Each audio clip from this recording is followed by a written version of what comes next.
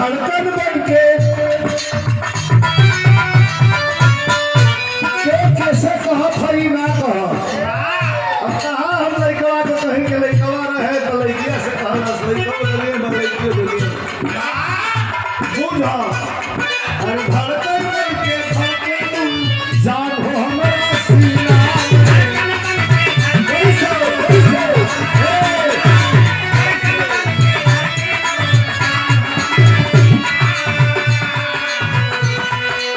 कपिस हमरा खाती तो अरे ये कपिस हमरा खाती तो बाबुला हसीना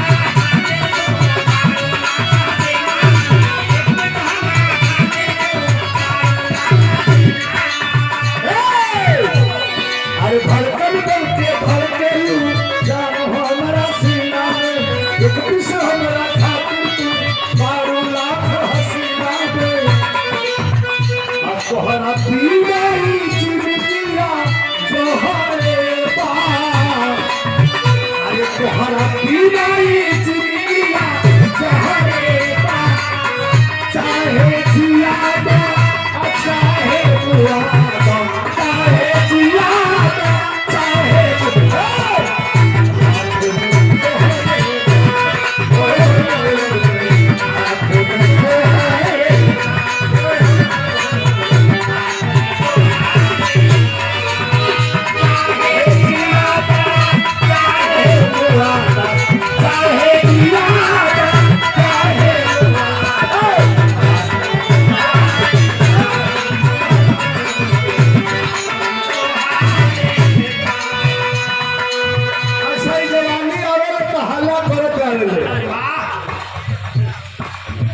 जवानी आवेले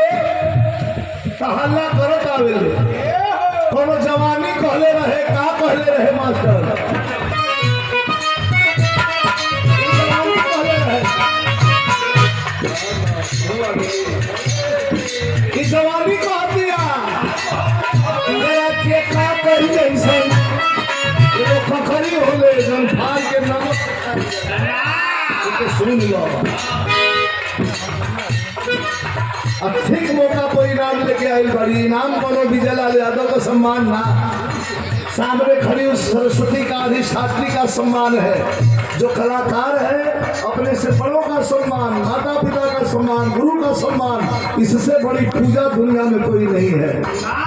रवीना रंजन इनाम लेके ऐसे ना ही नहीं होती जाओ विजय लाल बनना